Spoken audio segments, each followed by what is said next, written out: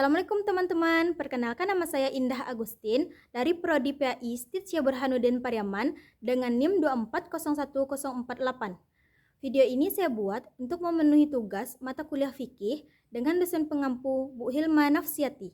Langsung saja ke soal-soal yang diberikan. A few moments later.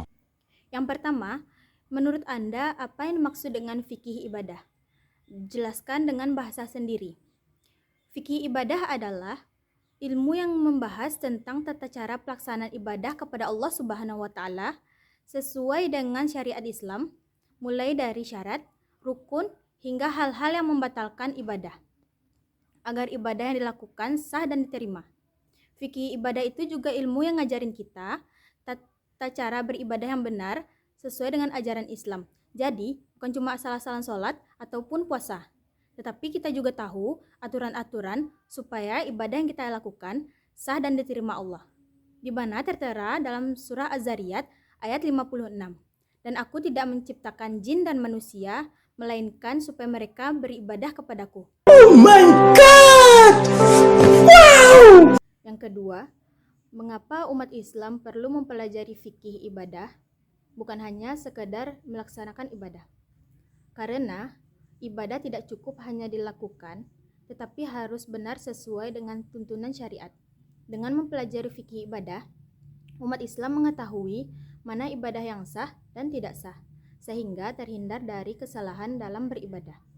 Di mana tertera dalam surah An-Nahl ayat 43. Maka bertanyalah kepada orang yang berilmu jika kamu tidak mengetahui. Dari ayat tersebut, menjelaskan pentingnya kita belajar ilmu fikih agar kita tidak keliru. Kalau kita nggak tahu ilmunya, bisa jadi ibadah yang kita kerjain malah kurang tepat. Dengan belajar fikih ibadah, kita jadi tahu mana yang boleh dan mana yang enggak, dan bagaimana cara ibadah yang benar. Next, nomor 3. Menurut saudara, mengapa ibadah dalam Islam memiliki aturan yang rinci, seperti syarat dan rukun? Karena ibadah adalah bentuk penghambaan kepada Allah yang harus dilakukan sesuai dengan perintahnya. Aturan yang rinci bertujuan agar ibadah tertib, terarah, dan memiliki standar yang jelas, sehingga tidak dilakukan berdasarkan hawa nafsu atau kebiasaan semata. Dalam Islam, ibadah itu punya aturan yang jelas, seperti syarat dan rukun. Tujuannya supaya ibadah kita teratur dan gak dilakukan sembarangan. Di mana tercantum dalam Quran surah Al-Harsh ayat 7. Apa yang diberikan Rasul kepadamu, maka terimalah, dan apa yang dilarangnya, maka tinggalkanlah.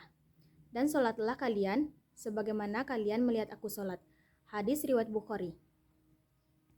Next, nomor 4. Jelaskan dengan sederhana apa yang dimaksud dengan toharoh, dan mengapa penting sebelum sholat. Toharoh adalah bersuci dari hadas dan najis, baik dengan wudhu, mandi, atau tayamum. Toharoh penting karena sholat tidak sah tanpa bersuci, dan menjadi syarat utama diterimanya sholat seseorang. Tercantum dalam surat Al-Baqarah ayat 222. Sesungguhnya Allah menyukai orang-orang yang bertaubat dan orang-orang yang mensucikan diri. Next, yang kelima.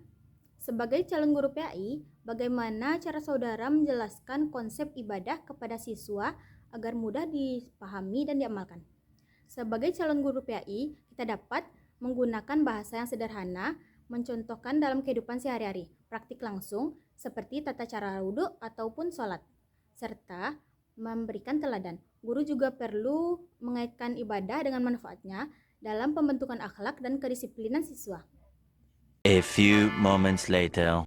Next, yang keenam, yang terakhir, bagaimana saudara menyebut sholat sebagai tiang agama dan perspektif fikih dalam pendidikan Islam? Dan bagaimana argumentasi saudara mengapa melalaikan sholat berdampak kepada kualitas ibadah dan akhlak seseorang? Berikan contoh yang konkret. Sholat itu disebut tiang agama, artinya sholat jadi penopang utama dalam kehidupan seorang muslim. Kalau sholatnya dijaga, biasanya ibadah yang lain juga ikut terjaga. Dalam fikih, sholat memiliki aturan yang jelas supaya kita terbiasa disiplin dan tertib. Sedangkan dalam pendidikan Islam, sholat itu bukan cuma ibadah, tapi juga sarana pembentuk karakter dan akhlak. Kalau seorang sering lalai sholat atau asal-asalan, itu bisa berpengaruh kepada kualitas ibadah dan sikapnya sehari-hari. Bisa jadi dia kurang disiplin, kurang sabar, atau kurang menjaga sikap kepada orang lain. Sebaliknya, orang yang sholatnya teratur biasanya lebih tenang, disiplin, dan lebih menjaga perilaku sosialnya. Contohnya, orang yang terbiasa sholat tepat waktu biasanya juga terbiasa menghargai waktu, lebih sabar saat menghadapi masalah, dan lebih sopan dalam berinteraksi kepada orang lain.